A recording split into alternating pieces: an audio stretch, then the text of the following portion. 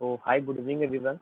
This is Manish from Tax Mantra, and today we are bringing you with a webinar regarding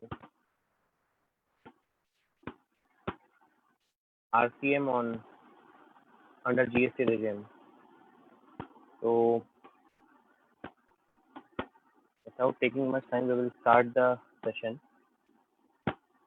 So, what is RCM? Basically, like in RCM, you have like the recipient. The recipient of service or goods is the one who is going to make the payment of taxes for the services they have taken. In short example, I'll just say, like if you are a registered person in India and you are importing any kind of service from outside India, you are liable to pay RCM under like GST regime on the basis of because the service which was provided to you was not charged under with GST. So that is why we have to charge RCM by ourselves. And under this regime, we have to like make the payments on all kinds of goods and services which are not covered, like which are not charged on RCM. There are some criteria which are basically like mentioned by the government. So what are the applicability of RCM? So it is applicable on imports, on purchase of purchase from unregistered dealers, and supply of notified goods and services by the government. So now moving on to the next slide. So like under service tax, there was a like concept where partial reverse charge was there, but under GST, this concept is not there. There is 100% tax on the supplies under RCM. So the supplies which are basically like covered under RCM are like for people like good travel agency, recovery agent, director of a company or body corporate, an individual advocate or a firm of advocate, and insurance agent. So basically, like these are the five major heads for services where RCM is applicable on 100% basis. So in case of importer of goods, tax needs to be paid under RCM mechanism to the government on the import in addition with the import duties. So apart from import duties, if you are importing some goods, you have to pay RCM to the government as well. Then in case of B2B import of goods or services, the tax shall be payable by the recipient of the goods or services. So if there is a B2B import of goods or services, the tax shall be payable by the recipient of goods or services. This was mentioned over here. And even if you are not registered under RCM and you are liable to pay RCM, then you have to get registered. So a person who is liable to pay RCM needs to be registered under GST irrespective of the turnover. In this, if you are liable to pay RCM, you don't have to look at the turnover. You have to just get registered under GST, and then you may proceed with it. So moving on to the next slide, it is RCM provisions under GST forms, that is GSTR 1 and 3B right now. So as we all know that as of now we have to file two returns, that is GSTR 1 and GSTR 3B. So under GSTR 1, there is no requirement of giving details about the RCM. Only the number of invoices for RCM has to be mentioned. But with regards to GSTR 3B, all the details that is regarding the summary of import of services or goods on which the RCM is applicable, the details has to be provided in summary, and the tax has to be paid along with that return. That is under GSTR 3B.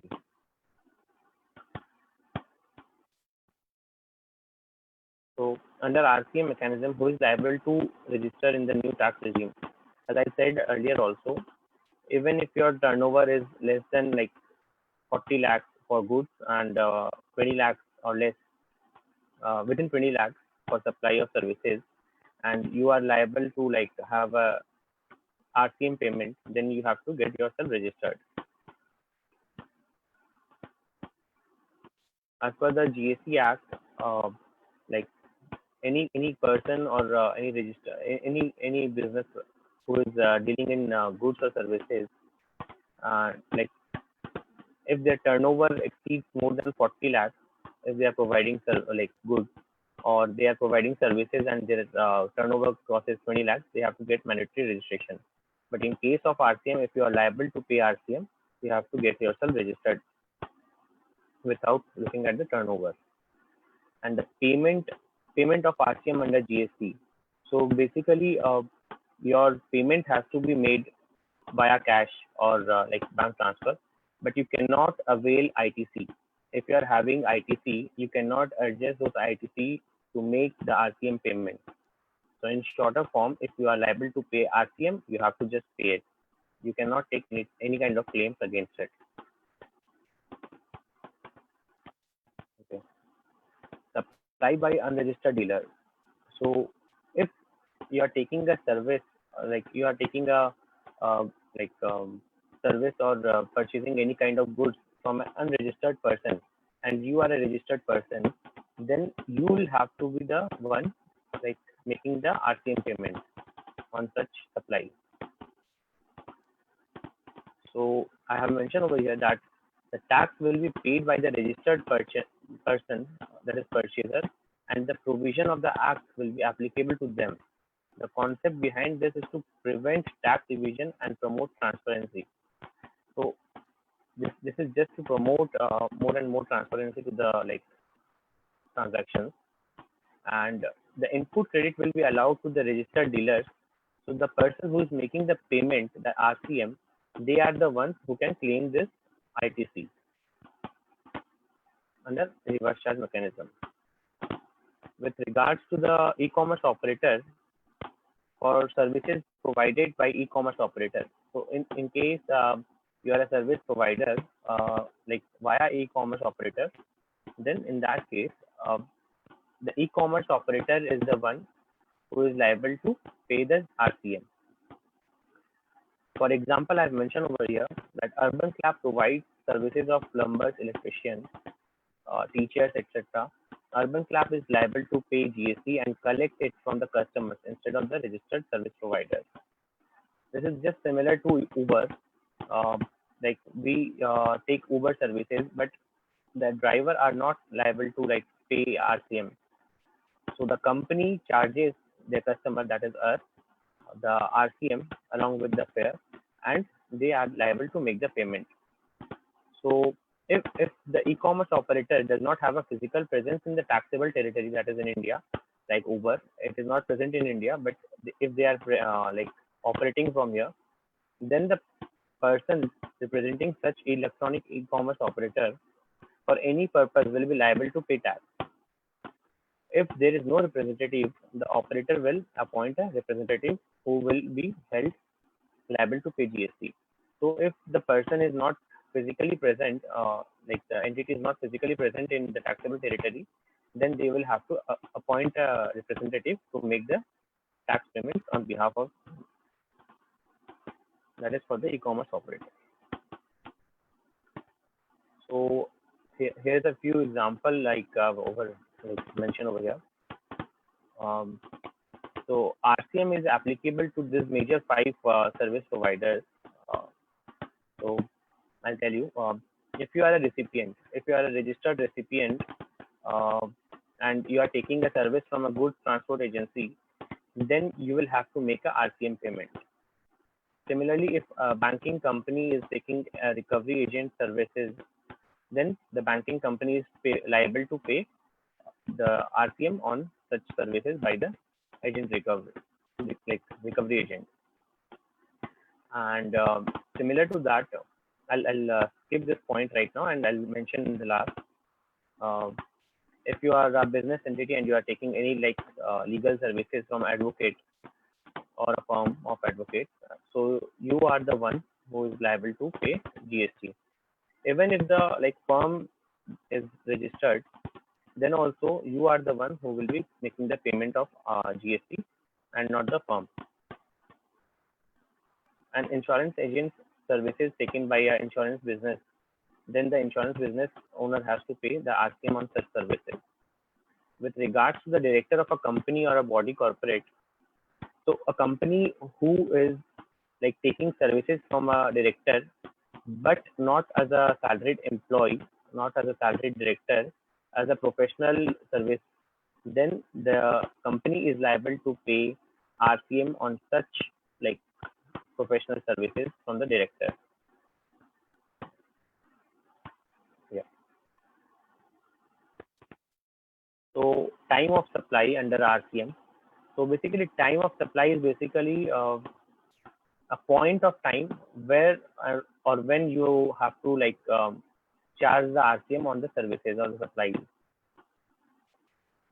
So how do we find out like under RCM for supply of goods? So with regards to the supply of goods, the RCM is chargeable on the date, on the earliest of the following date, that is the date of receipt of the goods, the date of payment as entered in the books of accounts of the recipient, the date on which the payment is debited in the bank account, the date immediately following 30 days from the date of issue of invoices or any other documents by whatever name called in lieu thereof by the supplier. So among these four criteria, whichever date is earlier, that date has to be considered as the date on which the RCM has to be paid or the RCM is liable for payment. I have provided example over here with regards to the goods. So the date of payment was 15th of May and the date of invoice is 31st of May, but the date of entry in the books of the recipient is 19th May. Among these three, the earliest date is 15th of May, that is date of payment. So here the 15th of May 2020 will be the date when the RCM will be liable. But in some cases, we are unable to determine the time of supply. In those cases, we have to consider the date of entry in the books of accounts of the recipient or the supply as the date for like charging RCM. So in some cases, if this is not clear, then we can directly charge the entry date in the books of the recipient as the date of supply. If the supplier is located outside India, then the time of supply shall be the earliest of when the amount is being paid or when the recipient records the payment in his books of accounts.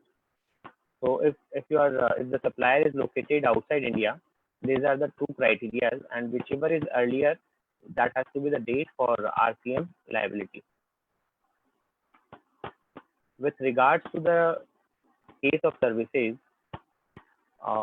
the like supply time would be the date of payment or the date immediately after 60 days from the date of issuance of the invoice, whichever is earlier.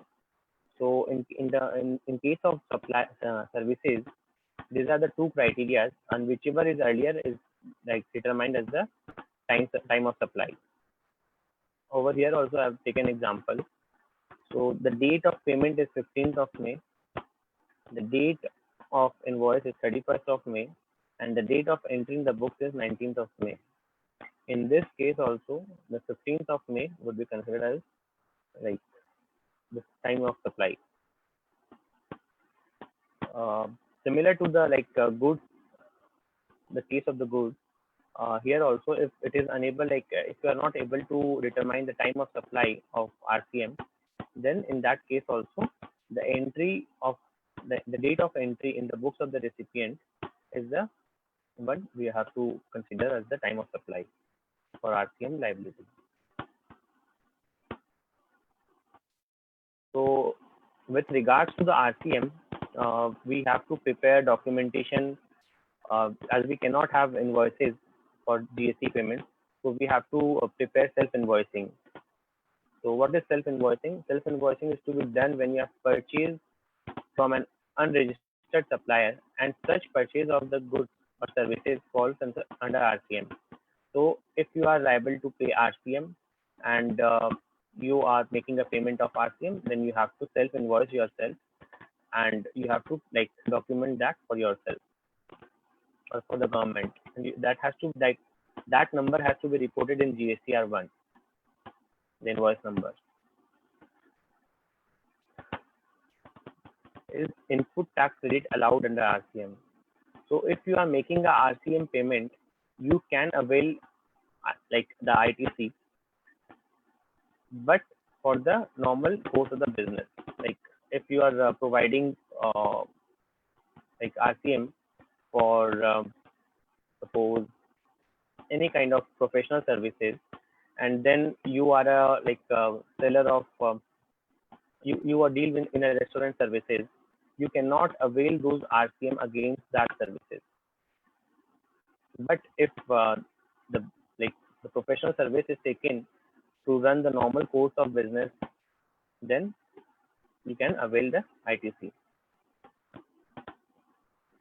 What if input service distributor receives supplies liable to reverse charge? So in case of input service distributor, we all know that input service distributor cannot avail ITC, and if they are liable to like pay RCM, they cannot claim it. If they want to claim it, then they have to shift from ISD to normal like taxpayer. Similar to that, in terms of composition scheme, if you are liable to pay RCM, then you have to like you cannot the composite scheme registered like person cannot avail the claim. So here are a few important points that has to be considered for RCM. Under the RCM under the RCM, the GST must be submitted to the government at the time of filing of GSTR-CB in the next month of the subjected month.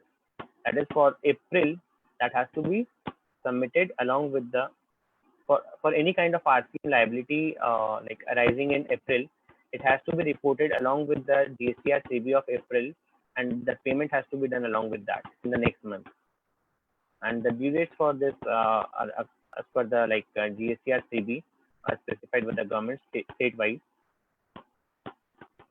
The input tax credit will be available for all RCM goods and services used for the furtherance of business according to the GST paid. The service acquiring individual who is also paying reverse charge can also take the benefits of ITC. So as I already mentioned that if you are like using the like you have to make the payment of RCM first, and then you can claim those against the output or like any kind of liability that you have with regards to the business. And the third point is there will be no auto population of details of the GST paid under RCM in GSTR2, but it will be subjected to manual furnishing of details. So as of now, GSTR2 is not available, but GSTR2 is 2A is available. So whenever GSTR2A comes, there will be like no auto population of about the RCM, but we can manually furnish the details over there. Whenever RCM is applicable, the invoice must be arranged by the recipient on itself, while the invoice, along with the consolidated purchase, should be issued on the daily basis on all the GST applicable supplies. So with RCM, you have to arrange the like self invoicing, and then along with that, you have to consolidate all the purchase invoices and have the documentation done. So the payment voucher must be issued by the recipient at the time period of supplier's payment. So whenever the payment is like done from your end, at that time you have to like consider the like payment voucher has to be like made. The ITC is not available for the RCM payment to the live authority. So as I already mentioned in the first slide, that in case you have any kind of like RCM liability, you cannot set off it against the available ITC. That is, you have to make the payment of RCM in any case. and then only you can claim the RCM ITC. The composition scheme registered individuals also come under reverse charge. Well, there will be no credit of RCM to be availed. So, as I mentioned, that composition scheme registered individuals or like any kind of entities, they cannot avail the RCM if paid. The RCM mechanism is applicable to payments in advance also. So if you are making a payment of like if you are making a payment to a supplier as an advance and you have not received that services or the goods, and if the RCM law is applicable over there, then you have to make the RCM payment based on the advance, on the basis of the advance. So, uh, so if you have any questions, you can drop your questions in the like chat box, or you can drop us an email.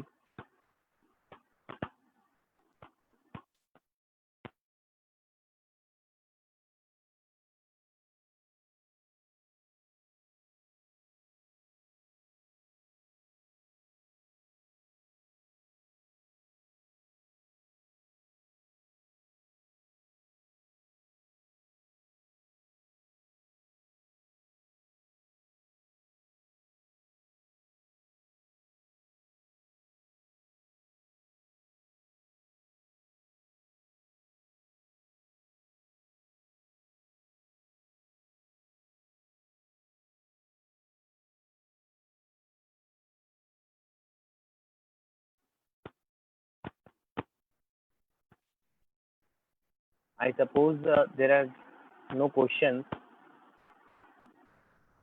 so like I'll end up this session for the day. And we have our global like delivery centers in Singapore, US, and India. So here are the mentioned like addresses. And if there is any query, you can drop us an email at info@taxmantra.com.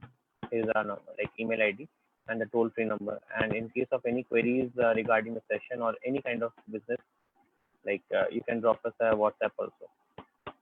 Thank you.